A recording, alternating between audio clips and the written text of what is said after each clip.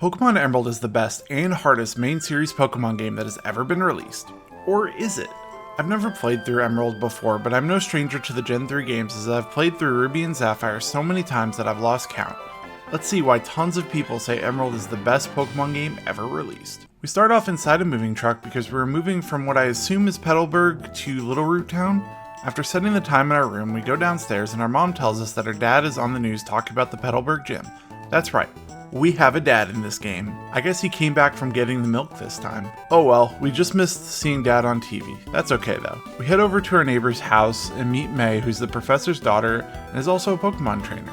After leaving her house, we hear screams coming from the route outside the town. Oh no, the professor's getting attacked by a rabid Pokemon. We open his bag and we are greeted by a choice of 3 Pokemon. We have Trico, but I actually want to have fun on this run, so we're not picking him. Torchic, which would be a good choice if the third one wasn't super cool, and the best Pokemon ever, Mudkip. I love Mudkip. If you like Mudkip as much as I do, why not subscribe? Smiley face. It really helps me out, and only 2.4% of my viewers are actually subscribed. Anyways, let's save the professor. After we save him, he takes us back to the lab, asks us if we want to go on an adventure, and of course we agree.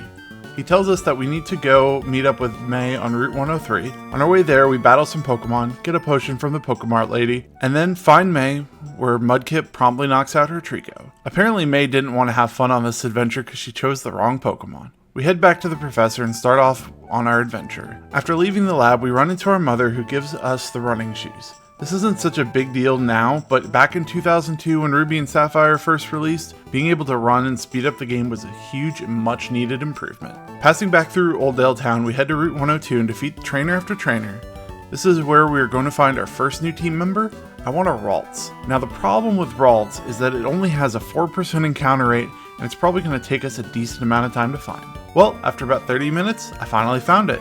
It's so cute. I also catch a Zigzagoon that knows pickup so I can have an HM slave and get random free items. Now that we have our first couple of team members, we head to the Petalburg gym to meet up with Dad. Inside the gym, while talking to our dad, this other kid comes in and says that he's going to be moving to another town. It'd be really cool if he had a Pokemon so he isn't lonely. Our dad tells us to go with him and help him catch his first Pokemon. After running into the grass, his first Pokemon will be Ralts? I spent 30 minutes looking for this thing, and this random kid gets it on his first try. Anyways, our dad tells us we should head to Rustboro City to take on the gym there. We start heading that way, and after beating a couple of trainers, we make our way to the Petalburg Woods. Here we can find the base form of our father's ace, Slacking. I wonder what the chances of finding a Slackoff are. 5%. Awesome. Well, we eventually do find one, and I'm super excited to use him on our team. Well, I would be once he evolves because Slackoff and Slacking have the worst ability ever where they can only attack every other turn. But we'll get to that later. Through the Petalburg Woods, we meet someone who works for the Devon Corp in Rustboro and he gets jumped by someone from Team Aqua who's trying to steal a package from him. Well, after defeating the grunt, he runs away and the Devon Corp guy safely heads to the city. We also make our way there defeating trainer after trainer after trainer. And then, after healing at the Pokemon Center, we immediately head to the Rustboro gym and defeat all of the gym trainers. I do appreciate how they added more double battles to this game.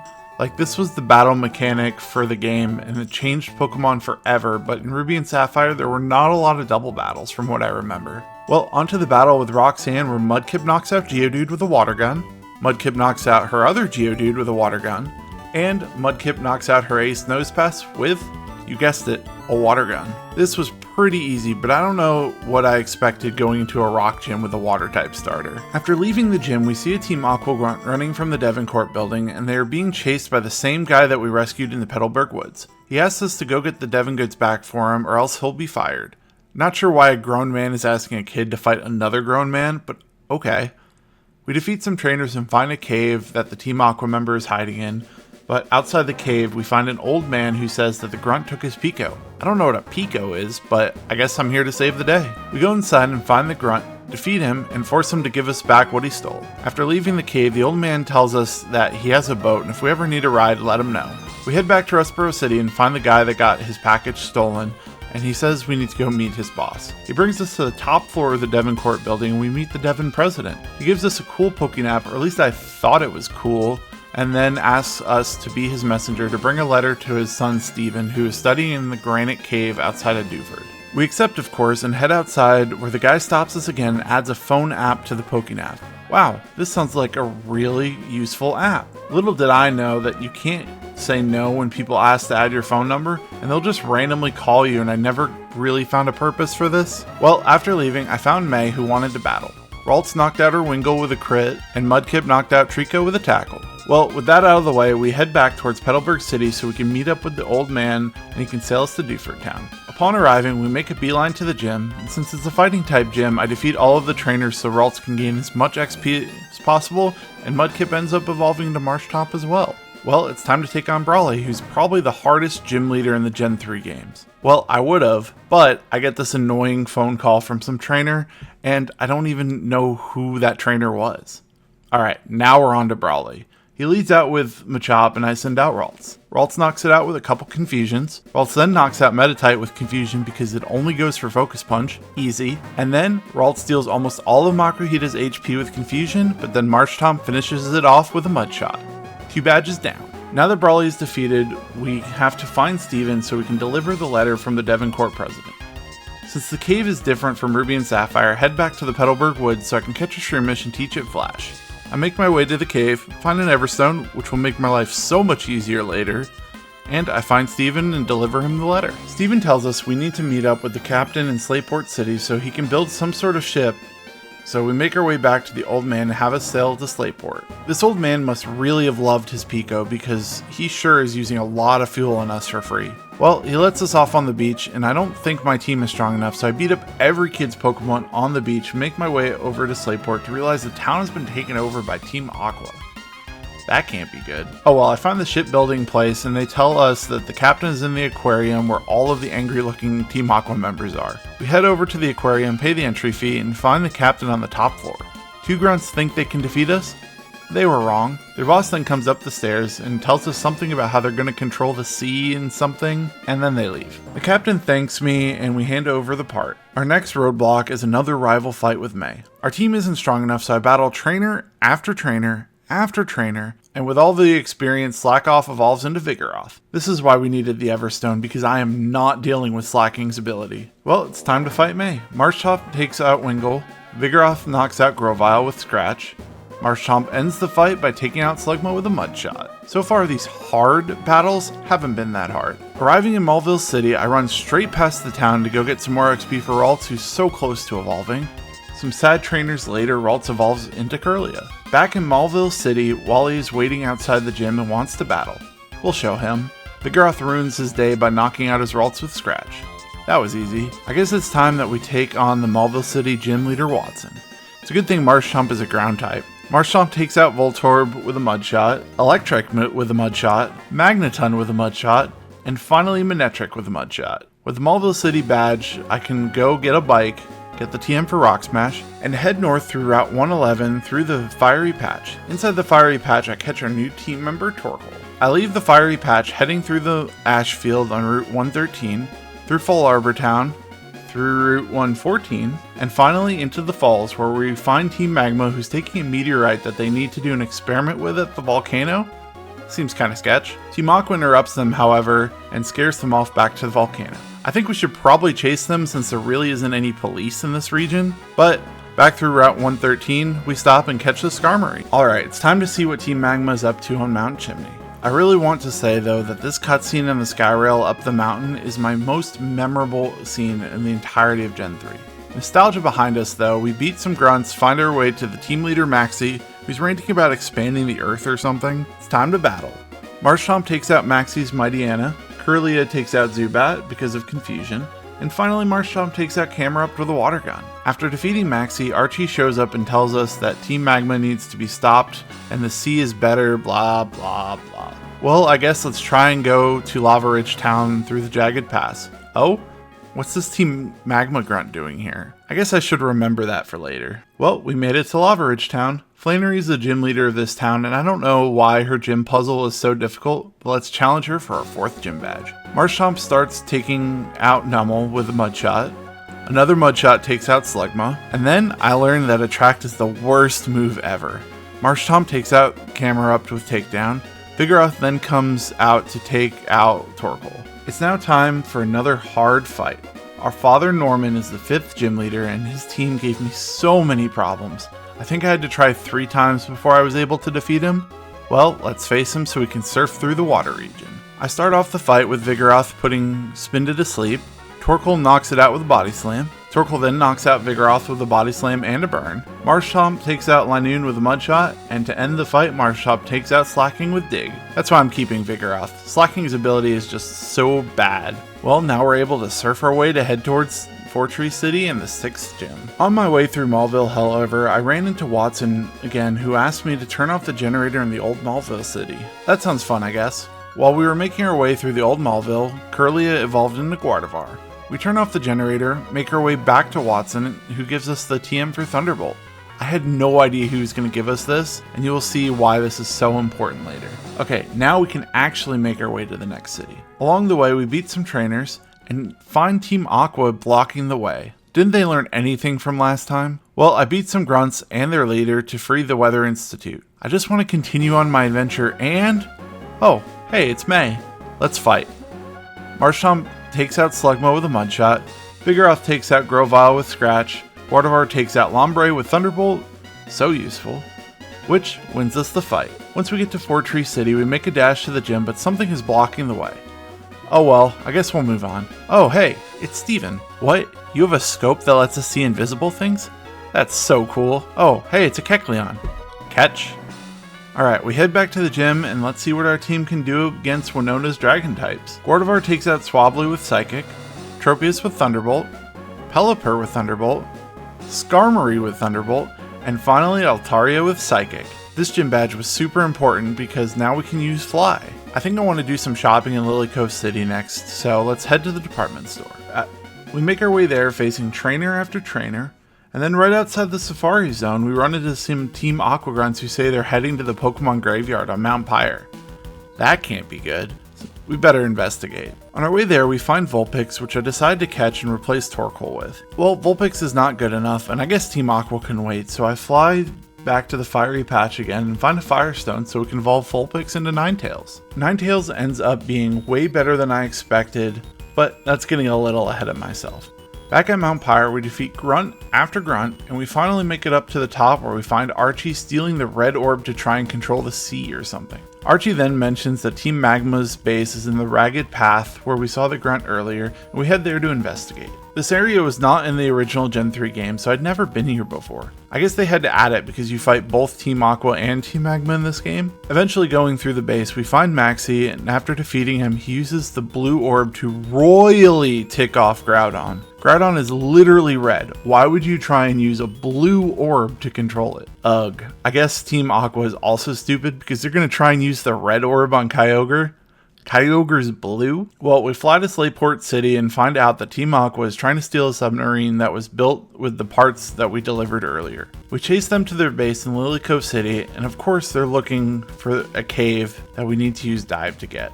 Oh hey, a Master Ball. Well, since we can't use Dive, I guess we need to get our 7th gym badge. We arrive at Moss Deep City and head straight to the gym. At this point, are you really surprised that I did that? This gym is a lot different than what I'm used to, but it's just as easy. I guess we're going to take on the gym leaders Tate and Liza. This fight is cool because it's a double battle. Well, in this battle, Gardevoir takes out Xatu, Ninetales takes out Claydol, Gardevoir knocks out Solrock with a crit Psychic, and Gardevoir takes out Lunatone with a crit Thunderbolt. After leaving the gym, a concerned citizen comes up telling us that Team Magma is taking over the Space Center. We make our way there, defeating a couple of grunts. It's during this that I realized how good Ninetales is with Flamethrower. I didn't really like Ninetales before, but now it's got a new place in my heart. At the top of the Space Center, we find Steven taking on Maxie and a grunt, so we decide to help him in a double battle. After the battle, we meet Steven in his house and he gives us the HM for Dive so we can chase after Team Aqua. We leave Moss Deep City and head south, diving to the sea floor, and find this cave with the stolen submarine. We make our way through the cave puzzles, defeat grunts, and end up finding Archie at the bottom. We defeat him, and then he tries to use the red orb to control Kyogre. Like I said, I don't know how they can lead an evil team and not understand that red goes with the red Pokemon and blue goes with the blue Pokemon, but Kyogre gets super mad and decides that it's going to start fighting Groudon. We return to the surface where Archie and Maxie realize how badly they actually screwed up. and that the Pokemon they wanted to control are destroying the world. Well, they're both idiots. Steven flies in and tells us we need to go to Sootopolis City where Kyogre and Groudon are fighting. We dive under the sea and make our way there. As soon as we get there, we see Groudon and Kyogre are facing off against each other trying to destroy everything.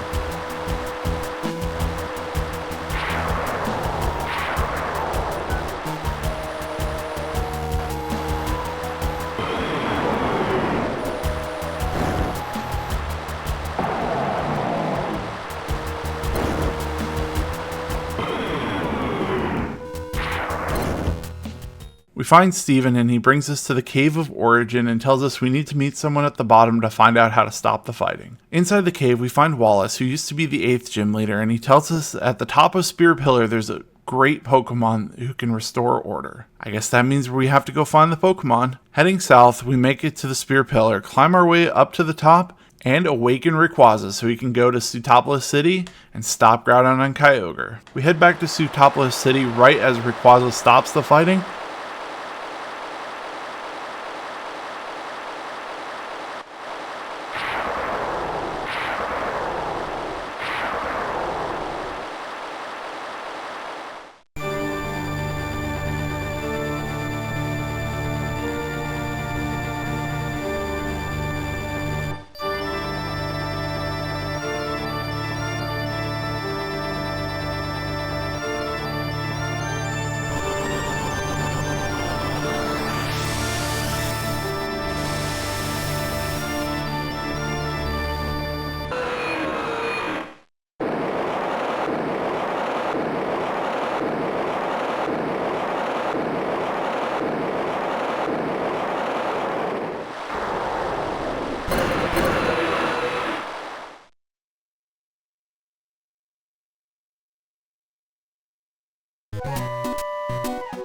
And the world is safe again. With the world now safe, we can finally make our way through the 8th gym and fight the new gym leader, Juan. Gardevoir knocks out Luvdisc with a Thunderbolt. Crawdon also gets knocked out by a Thunderbolt. Swampert takes out Whiscash with an Earthquake.